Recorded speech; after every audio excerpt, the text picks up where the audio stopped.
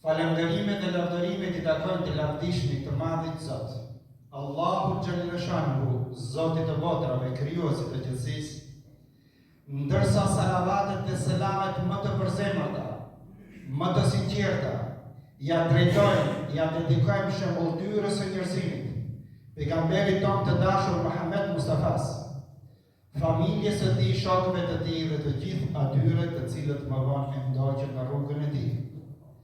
Në radhë të parë falenderojmë Allahun që na bëri musliman. Falenderojmë Allahun Xhaleshanuhu që na bëri nga ummeti më i mirë, nga populli më i mirë, dhe ai është populli Muhammed Mustafas. Falenderojmë Allahun që na udhëzoi në udhëzimin më të mirë, dhe ajo është fjala e të madhit Zot, e shkruar me shkronja të arta në Kur'anin famulart. Falenderojmë Allahun që e zgjodhi për ne Islamin fe, e cila është fe e vetme e pranuar tek Allahu, ku thot Bismillahirrahmanirrahim, inna ad-dina inda Allahi l-Islam. Pra fe e pranuar tek Allahu është vetëm Islami. E kushdo që kërkon fe tjetër jashtë Islamit, ka gjetur një rrugë, një fe të papranuar tek i madhi Zot. Të ndershëm vëllezër besimtar, Allahu Xhaleshanuhu na krijoi në formën më të bukur, na krijoi në formën më të mirë, natyrisht duke na dhënë edhe një barë mbi supet tona, duke na dhënë një detyrë të cilën nuk e ka pranuar askush tjetër përveç krijesës njerëzore, dhe ajo është madhërimi i të madhit Zot. Që të jemi më këmbës të Allahut në rrezullin e tokës.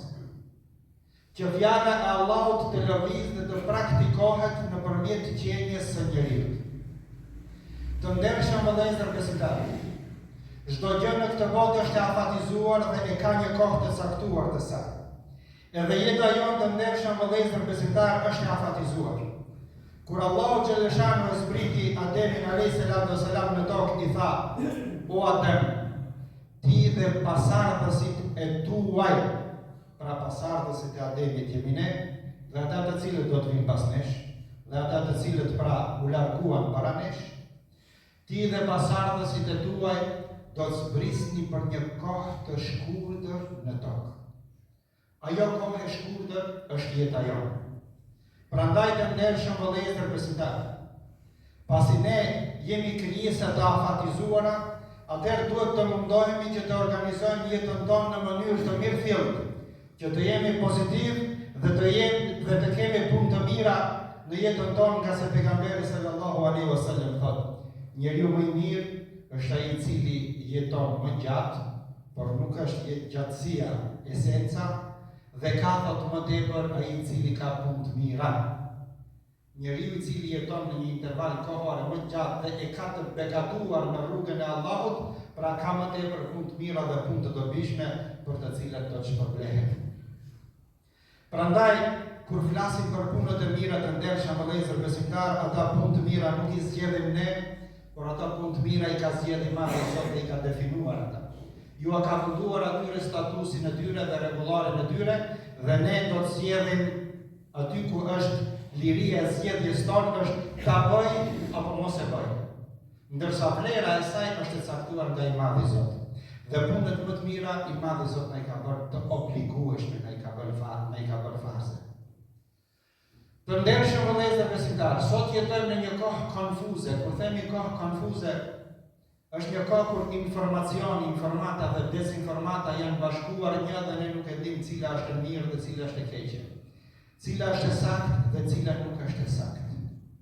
Kështu që në raste të këtilla duhet të ndjekim mesazhin e Allahut Xhaleshanuhu, i cili thot në suratul Taha, dhe nuk e kemi zbritur këtë Kur'anin për t'ju rënduar, që ju të jeni të dëshpëruar, por e kemi bërë këshill për ata të cilët i frikohen Allahut. Pra të ndershëm vëllezër besimtar, aty ku duhet të gjejmë strehimin tonë, atëherë kur nuk jemi të qetë, atëherë kur kemi brenga, atëherë kur kemi halle, duhet të t'i drejtohemi dhe t'i referohemi fjalës së Allahut, Kur'anit famulart. Dhe për të organizuar jetën tonë, Kur'ani na jep këto referenca. E para, është lidhja me Allahun. Secili prej nesh duhet të pyes dhe të testoj veten e tij se cila është lidhshmëria ime me Allahun. Si janë raportet e mia me Zotin. Dhe ato raporte i ndjen secili në vetveten e tij se sa është praktikues i udhëzimeve që i madhi Zot na i ka dhënë dhe obligimeve që Allahu i ka bërë farz. E dyta, referenca e dytë është marrëdhëniet reciproke me njëri tjetrin. Si kemi raportet tona? Në çfarë niveli janë ato? A kemi besueshmëri ndaj njëri tjetrit apo jo? A i respektojmë fjalët e dhëna që japet njëri tjetrit apo jo? A ka një respekt të ndërsjellët apo jo? E treta është se si i kemi raportet me natyrën. Dikush do thotë çka bën natyra po. Sepse Allahu xhaleshanu gjithçka që ka dhënë në këtë botë, e ka dhënë që ne ta shfrytëzojmë dhe të jemi falënderues ndaj Allahut xhaleshanu. Kështu që në një rast pejgamberi sallallahu alaihi wasallam i pa disa të rinj në rrugë dhe ju tha: "O djem, çka bëni në rrugë? As keni punë tjetër?" I than pejgamberit sallallahu alaihi wasallam: "O i dërguar i Zotit, ne nuk kemi ku të tubohemi, nuk kemi ndonjë shoqat, ndonjë organizat, ndonjë shtëpi ku të takohemi, por e shfrytëzojmë rrugën për të bërë biseda të dobishme. Flasim për Islam, flasim për urdhrat e Allahut, i përdorim për ibadet, për të këshilluar njëri tjetrin." Pejgamberi alayhis salam i tha: "Atëherë ta shlyejeni hakun e rrugës." Lind pyetja: a ka hak edhe rruga, a ka hak natyra? Natyrisht që e ka hakun e saj se ne duhet të kujdesemi dhe ta mirëmbajmë. Tha pejgamberi alayhis salam: "Haku i rrugës është tërheqja një deri nga ajo. Tërheqja një pengesë nga ajo. Ka një pengesë, hiqe nga rruga. Ka një grop, mbuloje atë. Ne sot na mbulojnë gropat para shtëpisë tonë, nga ajo që e kemi imanin e dobët, besimin e dobët, në vend që të marrim një kolizm ta mbulojmë gropën, po shajm kryetarin e komunës, shajm kryetarin e bashkisë lokale, shajm mutevellin e xhamisë, aty ku s'duhet e hedhim burin, ndërsa nuk na shkon mendja që ne ta evitojmë një pengesë nga rruga. Kjo është nga ibadeti i muslimanit. Kjo është nga brëndësia dhe edukata morale e secilit nga ne. Pastaj e katërta të ndershëm vëllezër besimtar është marrëdhënia dhe raportet të cilët i kemi me kafshët. Po shohim se çdo gjë në botë i madhi Zot po e paska lidhur me ne dhe ne kemi detyrimin ndaj tyre, natyrisht po.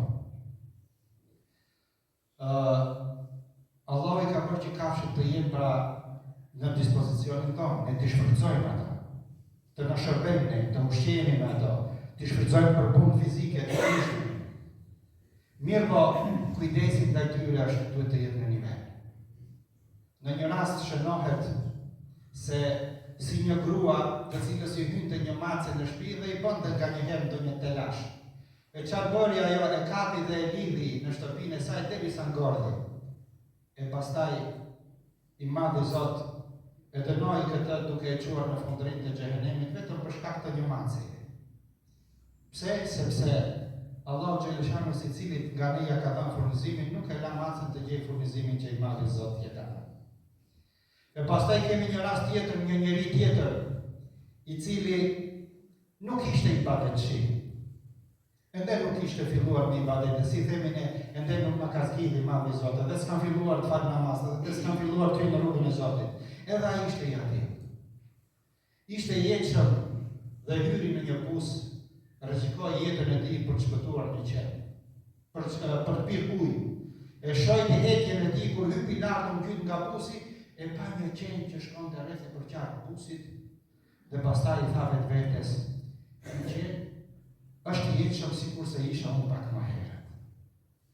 Dhe rrezikoi edhe një herë jetën e tij për shkak të asaj kafshë, e mbushi ato çizmen e tij me ujë, i dha qenit dhe për këtë i madhi Zot e shpërbleu në xhenet. Pse u kujdes për kafshët? Pra të ndershëm vëllezër besimtar, për të provuar imanin tonë, besimin tonë, secili le ta pyes vetveten, si i kam raportet me Zotin, si i kam raportet me njerëzit, si i kam raportet me kafshët dhe si i kam raportet me natyrën. Në qoftë se me këto raporte jemi mirë, atëherë inshallah i madhi Zot na bën për banorëve të tij. Të ndershëm vëllezër besimtarë, pasi që Allahu na ka bërë krijesa intelektuale, atëherë të ndershëm vëllezër duhet të mendojmë për organizimin e jetës tonë për të rregulluar të gjitha këto raporte. Në qoftë se jemi nga ata të cilët nuk e falin namazin vazhdimisht, ti thomi vetvetes tonë sot, në këtë moment, tani është koha. Tani është koha që unë të lidhem me Allahun Xheleshanu ashtu siç duhet të lidhem. Dhe ta rregullojmë secilin raport nga këto raporte të cilat i përmenda në këtë çështje. Të ndershëm vëllezër besimtarë, nga mëshira e Tij, i Madhi Zot na ka treguar se si ne të organizojmë jetën tonë dhe të përgatitemi për të ardhmen. Unë do të përmend vetëm një hadith të pejgamberit alayhis salam, sepse ti përmendish ata janë të panumërta, janë të shumta. Unë do të përmend vetëm një prej tyre me të cilin pra do të është edhe mesazhi kryesor i ligjëratës së sotme, se pejgamberi sallallahu alaihi wasallam na tregon kur do të shfaqemi në ditën e llogarisë para të Madhit Zot, dhe secili do të jap llogari për punët e tij, për kohën që e ka harxuar në halal dhe haram, për punët e mira dhe jo të mira që i ka bërë, dhe për raportet të cilët i përmendëm pak më herët. Dhe thotë, momenti kur njeriu do të presë para Allahut Xheleshanu do të jetë i llahtarshëm. Nuk është qëllimi i friksimit, është qëllimi i motivimit dhe për ta kuptuar mëshirën e Allahut, se Allahu na tregon si shpëtojmë nga gjërat e neveritshme dhe si shpëtojmë nga gjërat të cilat nesër do të dëshpërojmë. Dhe thotë, dielli do të qëndrojë mbi kokat e njerëzve, kështu që njerëzit nga nxehtësia e diellit do të fillojnë të tjerësin pa mas. Dikujt të djerse do t'i arrijë deri në nyjen e tij të këmbës, dikujt deri në gjumë, dikujt deri në belë, e dikujt deri në fyt. E dikush do të notojë në djersën e tij. Përveç 7 lloje të njerëzve, të cilët i Madhi Zot do t'i marrë në hijen e tij. Do i përmend 7 lloje të njerëzve, 7 kategori të njerëzve, dhe të mundohemi që vetveten së paku ta gjejmë në njërin prej tyre, që i Madhi Zot në ditën e llogarisë të na marrë në mbrojtje dhe në hijen e tij. E para është thot sundimtari i drejtë. Sot lufta për karrika është shumë e madhe. Njerëzit bëjnë loja të ndryshme vetëm që të hypin në pozitë dhe pastaj fillon epoka e tyre e gatshme, sepse si thonë ajo kur bjen ajo pula në grune nuk bën vaki që të mos marrë nga kokrat e grunit. Dhe shfrytëzojnë mirësitë të cilët ju ofron pushteti. Mirë, po në këtë rast, thotë pejgamberi sallallahu alaihi wasallam, udhëheqësi i drejtë. Ai i cili është udhëheqës i drejtë. Dhe gjatë historisë kemi udhëheqës të cilët kanë lënë shembulltirën e tyre. Do të përmend një rast shembullin e Harun al-Rashidit, i cili ishte një udhëheqës, njëri prej halifëve që i ka udhëhequr muslimanët. Vjen një shok i tij i cili ishte si sot ministri i financave, ai po i posedonte arkat ku mblidheshte zeqati, arkën e shtetit ku ishte pasuria. Por atëherë nuk ishte euro dhe dollar, kishte mjete me cilat të shfrytëzonin për shembull veshje, tekstile, gjëra të ndryshme. I thotë: "O Harun, po të bëj thot me një parfum i cili na ka ardhur nga ana e Shamit, një parfum shumë i mirë që e ka aromën e mirë." I tha Haruni: "Jo, këtë nuk guxoj ta përdor, sepse kjo është nga arka e shtetit, është e popullit, nuk guxoj ta përdor këtë."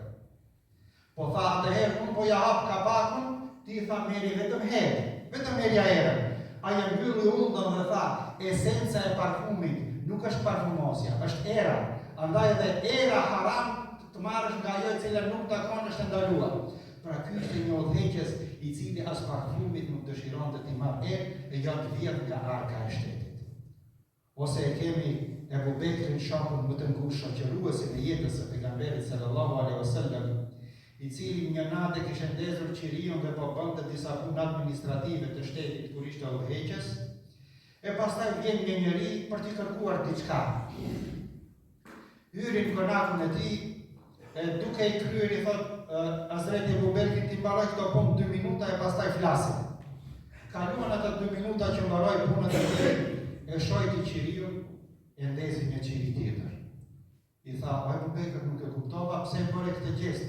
e shojtë një qiri në ndezë tjetërin, tha, kur erdhe ti isha duke i bërë punët e shtetit, isha duke i bërë punë administrative për shtetit. E ky qiriu që ishte duke u djegur ishte qiriu i shtetit. Ta mi që ti erdhe mysafirë të unë, unë bëjndes qiriun tim privat, zguzoj ta përdora të e cila është e shtetit. Këta ishin udhëhecit e drejtë që i firkojnë Allahut, dhe Allahut i vendon pra në hijen e Ashur Alas, në hijen e tij. Pra të ndershëm vëllezër besimtar, udhëhecit e drejtë sjellin kohë të mira dhe të begatshme. Ndërsa udhëhecit e korruptuar nuk sjellin asgjë tjetër, vetëm kaos dhe konfuzion në mesin e popullatës. Mandej i riu, kjo është më tej paraludon për të rit, ata cilët janë të ri, alhamdulillah, shoh xhamin tani që ka mjaft të mosha të rinore, thot i riu i cili rinin e tij, jo jetën e tij, rinin e tij, sepse rinia është pjesa ku njeriu e merr orientimin e tij, tekzimin e tij. Në rinin e tij thot ka qenë i lidhur me Allahun. Pra që nga familja ka pas një edukat familjare, që ne themi terbije, që ne themi taban, ose në gjuhën e popullit është familje me oxhaka, jo. Pra është një familje cili është rritur me kulturë, me dignitet, duke njohur Allahun dhe i lidhur me Allahun. E këtë Allahu do e marrë në hijen e tij. Mandej thot, njeriu i cili është i lidhur me xhamin, mezi pret të vije koha e namazit tjetër edhe të vinë xhamit fal namazin. Pra, kjo është njeriu që është i kujdesshëm për ibadetin e tij dhe për kultet fetare ku madhërohet Allahu. Mirë po, kur do të vi këtu nuk do të bëjmë një keq kuptim, se kur vjen xhami, çfarë qenë xhami, jo vetëm te pika dhe dridhat, cilat do të pastrohen, por aty ka njerëz, ka xhamat të cilët duhet të respektohen. Ka vllazëri të cilët duhet të respektojnë dhe t'i dot, sepse pejgamberi sallallahu alaihi wasallam thot, muslimani për muslimanin është sikurse puna e pasqyrës. Çka bën pasqyra? Pasqyra reflekton.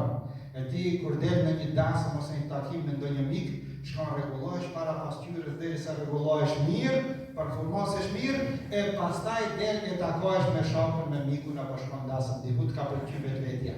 E muslimani besimtari kur e sheh besimtarin, gëzohet sikur e sheh vetveten e tij. Nuk bën dallim në çështje.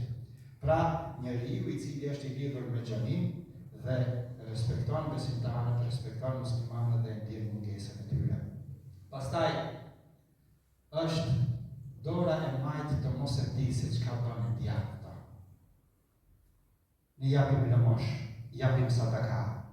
Kush e bën një të mirë në emër të Allahut xhallahu shanuhu dhe nuk e përmend atë. E ka bërë që ta gjej atë ditën kur takohet me Allahun, atje do e gjej. Nuk e ka venduar në konsiderat sepse unë i kam ndihmuar sot hoxhës edhe nesër jam vështirësi pritër se te hoxha e kam një bonus. Hoxh jep një borxh, hoxha e ndihmon. Pra nuk e ke bërë për këtë botë, e ke bërë në emër të Allahut dhe Allahu ta ka kompenzuar atë mirësi, po ti nuk ke qenë i vetëdijshëm se kur dhe si, sepse njeriu ka probleme ndryshme dhe sfida ndryshme në jetën e tij. Por i madhi Zot pa ardhur të ndihmoj dikush, të ka larguar nga ato të lashtë, të ka larguar nga ato probleme. Pra, njeriu i cili e bën një të mirë vetëm në emër të Allahut, për Allahun dhe do e gjej atje. Në kohën e pejgamberit sallallahu alaihi wasallam, e përmendi një hadith pejgamberi sallallahu alaihi wasallam duke thënë se një njeri i cili ndihmon një rrugtari që ai të vazhdojë rrugtimin e tij, Allahu atij njeriu do t'i japë një kafsh në ditën e gjykimit për të kaluar urën e Siratit. Këtë e dëgjoi një hebrej, ai nuk ishte musliman. Mirë po, e besonte dhe e dinte se Resulullah është i dërguar i Zotit dhe tha: Ja Resulullah, ty të kam dëshmitar, unë këtë kafsh po ja jap këtij udhëtari me qëllim që të gjesh problemin e kësaj në ditën e llogarisë në orën e Siratit. Pra, të mirat që bëhen në emër të Allahut për t'i gjetur në atë ditë.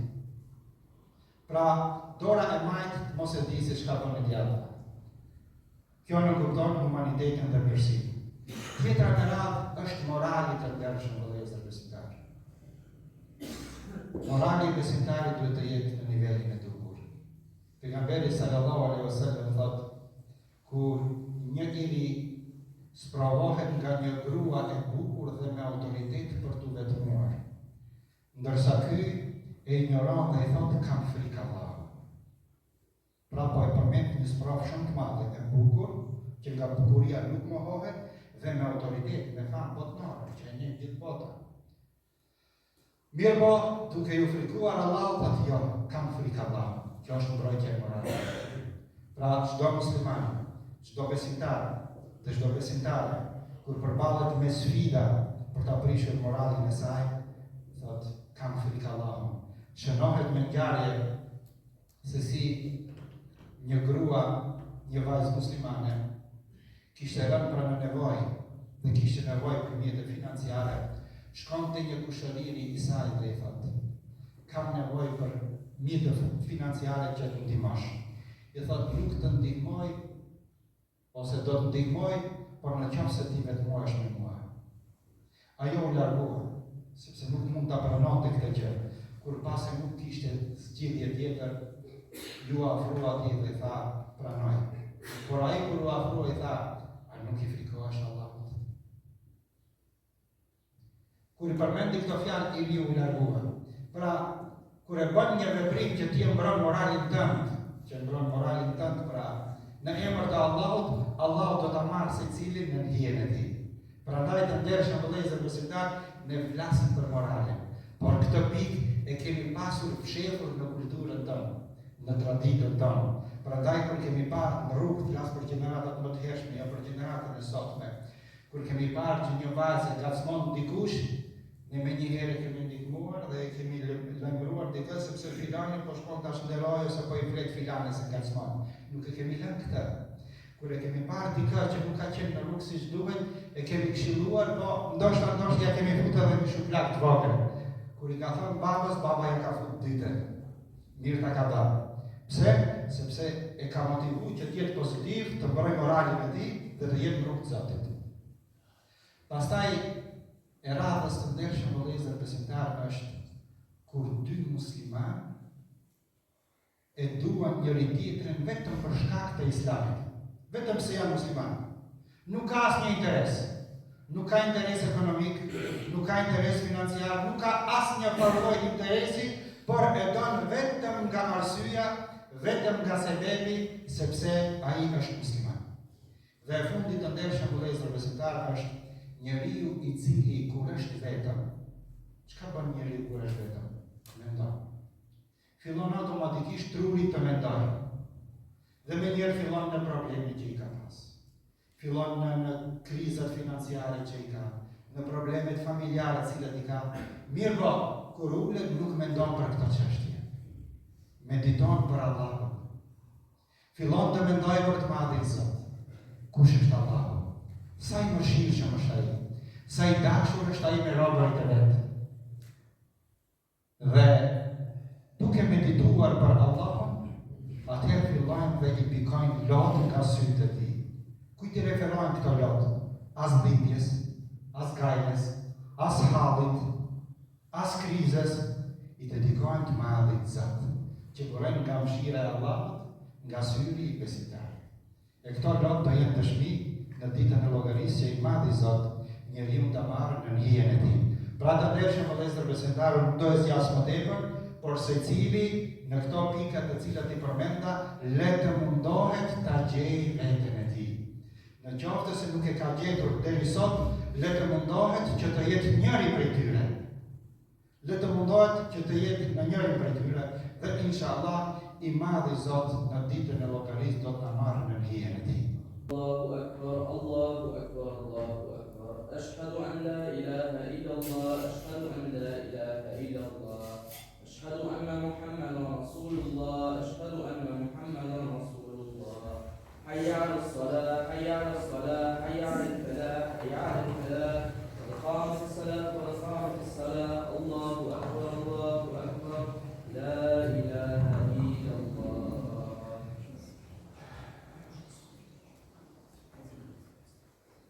Plotësoni sahabët ndershëm që marrë të shkruan nga njëri tjetrit. Drejtoni majat e kishteve. E mos lini zbarastimin si tuaj.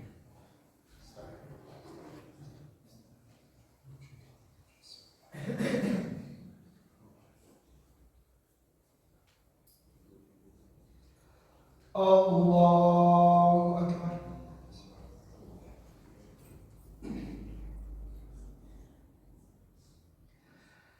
Alhamdulillahi Rabbil Alamin, Ar-Rahmanir Rahim, Maliki Yawmiddin, Iyyaka na'budu wa iyyaka nasta'in, Ihdinas siratal mustaqim, siratal ladzina an'amta 'alayhim, ghayril maghdubi 'alayhim waladdallin.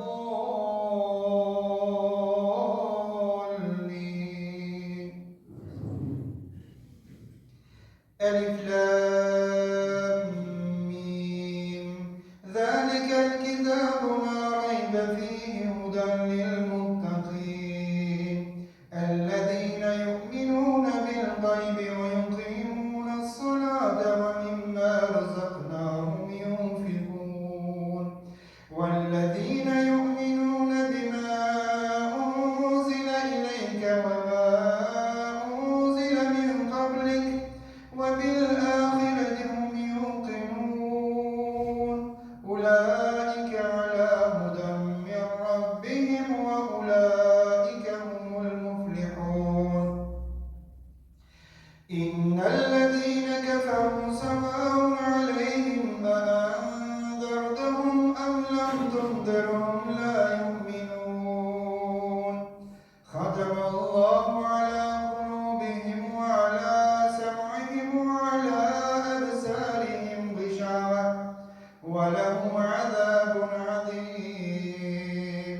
ومن الناس من يقول آمنا بالله وباليوم الآخر وما هم بمؤمنين. الله أكبر.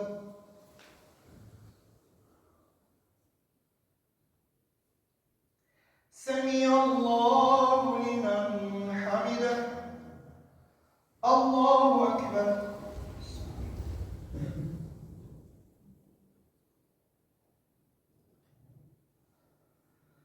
الله أكبر. الله أكبر.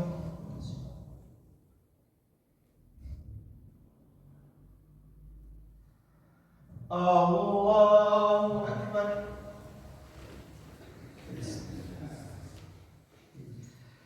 الحمد لله رب العالمين، الرحمن الرحيم، مالك يوم الدين، إياك نعبد وإياك نستعين، اهدنا الصراط المستقيم، صراط الذين أنعمت عليهم غير المغضوب عليهم ولا الضالين.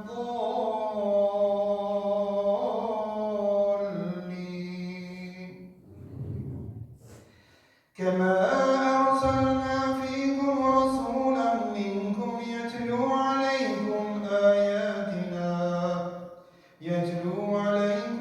آياتنا ويزكيكم ويعلمكم الكتاب والحكمة ويعلمكم ما لم تكونوا تعلمون. فاذكروني أذكركم واشكروني ولا تكفرون. يا أيها الذين آمنوا استعينوا بالصبر والصلاة إن الله مع الصابرين. ولا تقولوا لمن يقتل في سبيل الله أموات بل أحياء ولكن لا تشعرون. الله أكبر.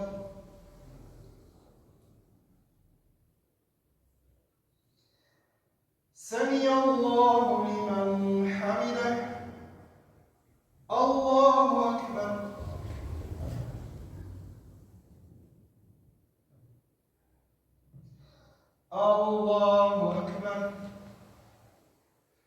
Allahu Akbar.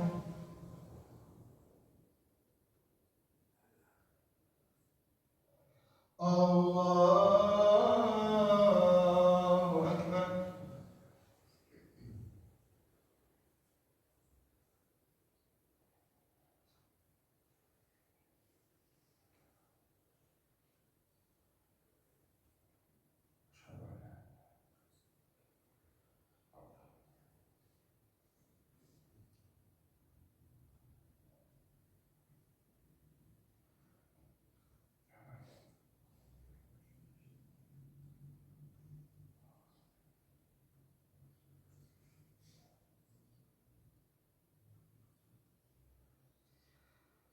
السلام عليكم ورحمة الله. السلام عليكم ورحمة الله. اللهم أنت السلام منك السلام